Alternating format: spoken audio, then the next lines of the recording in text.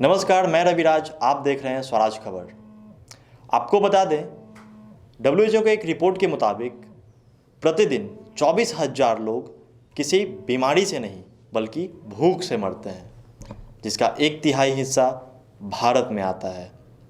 भूख से मरने वाले 24,000 लोगों में 18,000 बच्चे हैं, जिसका 1/3 यानी 6,000 बच्चे भारतीय हैं।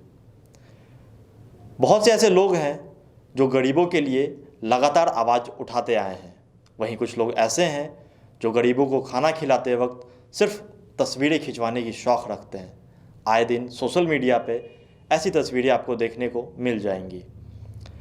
आइए कुछ तस्वीरों के माध्यम से आपको दिखाने की कोशिश करते हैं उन्हें जो भूख से अपनी ज़िंदगी ख़त्म कर देते हैं। हमारे देश में भूख एक ऐसा विषय है जिस पे हम अपने राजनेताओं पर कटाक्ष करते हैं, उनकी बातों को हंसी मजाक में उड़ा देते हैं, मगर कोई बच्चा एक हाथ फैलाए, दूसरे से पेट मलते हुए सामने आ जाए तो हम नज़रें बचा के निकल जाते हैं।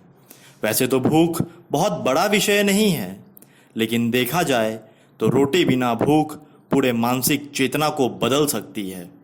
भोजन हमारा मूल अधिकार है। ये हमारी संविधान ने दिया है ये राइट, हमें राइट टू फूड। ये ह्यूमन राइट से लिंक्ड है ये राइट हमारा। हमारे आर्टिकल 21 राइट टू लाइफ, अगर आप राइट टू लाइफ को ब्रॉडली आप देखेंगे तो right to life is directly related to food.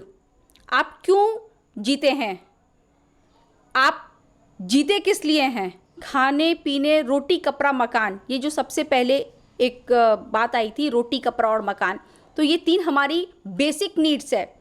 This is constitutional right. आप आर्टिकल 47 देखेंगे, right to work, that is also directly related to food. आप काम क्यों करते हैं?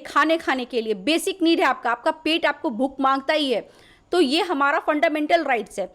तो इस राइट को हमारे यहाँ बहुत महत्व दिया गया है, पर ये सिर्फ किताबों में महत्व दिया गया है। अगर आप प्रैक्टिकली उतर के देखेंगे ग्राउंड लेवल पे, तो इस राइट को इतना टफ बना दिया गया है कि एक इंसान उस राइट को पाने के लिए अपने आप को बहुत टफ महसूस होता है उसको, कि मैं उसको किस तरीके से उस राइट को पाऊँ। तो ये तो बस किताबी राइट्स रह गई है। अमूमन एक मध्यवर्गीय परिवार में सूर्योदय के 3 से 4 घंटे के बाद भूख अपने चरम पे होती है, जिसका निवारण अक्सर दोपहर से पहले हो जाता है।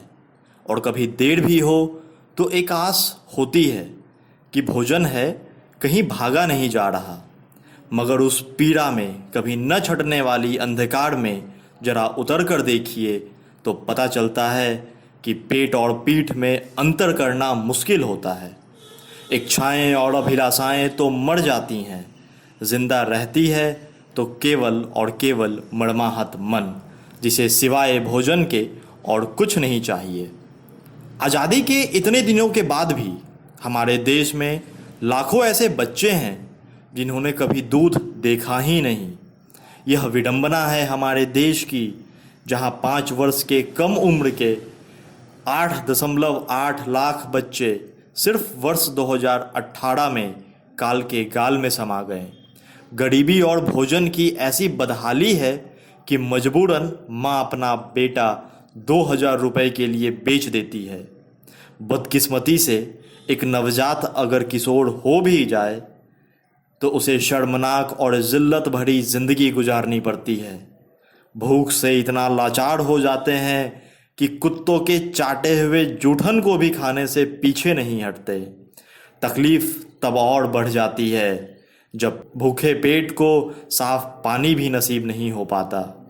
कारण जो भी हो, लेकिन बहुत से ऐसे लोग भी हैं जो दिन में डकार और रात में भूख खाकर सो जाते हैं, जिनकी कहानी हमारे सामने तक नहीं आ पाती। 1 जून 2016 के एक रिपोर्ट के मुताबिक भारत में 4,13,670 पुरुष और महिलाएं ऐसे हैं जो भीख मांगकर अपना पेट भरती हैं। उसके अलावा 3 लाख से भी ज़्यादा बच्चे हैं जो भीख मांगकर अपना पेट भरते हैं। केवल मुंबई में ही 75,000 से ज़्यादा लड़कियां जो अपने पेट की आग बुझाने के लिए अपना जिस्म बेचने को मजबूर हैं।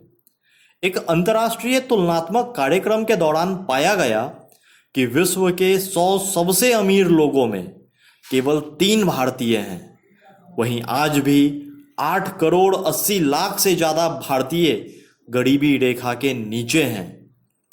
हमारे देश के एक सांसद को 2 करोड़, विधायक को 1 करोड़, उसके ऊपर से पूरे देश के 686 कलेक्टर को भूखमरी कोष और विकास निधि से लैस किया जाता है। फिर भी गरीब किसान, रोड किनारे झुग्गी झोपड़ी बना के रहने वाले, भीख मांग के खाने वाले लोग हर रोज मर क्यों रहे हैं?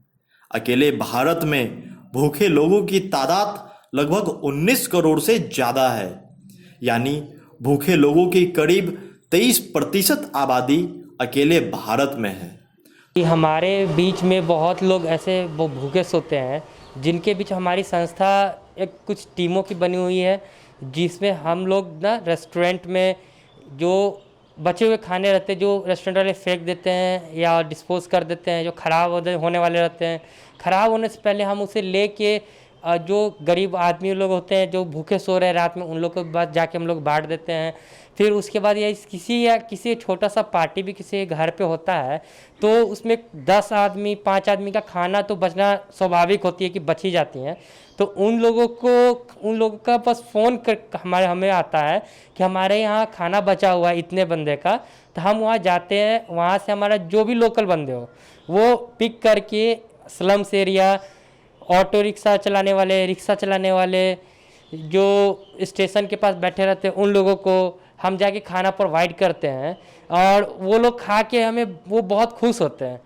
हम अभी पटना में बहुत जगह कर रहे हैं और धीरे हम पूरी जगह पहुंच नहीं पाते हैं, इसीलिए हम सबसे गुजारिश भी करें कि आप लोग भी आगे आइए और इस पे मदद करना चाहिए सबको। कभी भी खाना कभी वेस्ट ना करें, क्या है कि आप यदि खाना वेस्ट कर रहे हैं तो अगला किसी जगह न किसी जगह कोई आदमी भूखे सो रहा होगा। 2014 में मौजूदा सरकार के सत्ता संभालते समय जहां यह 55वें रैंक पर था, वहीं 2015 में 80वें, 2016 में 97वें, 2018 में 100वें और अब 2 सीढ़ी और लुढ़क कर ग्लोबल हंगर इंडेक्स 2019 में भारत इस बार और नीचे गिरकर 102वें रैंक पर पहुंच गया है।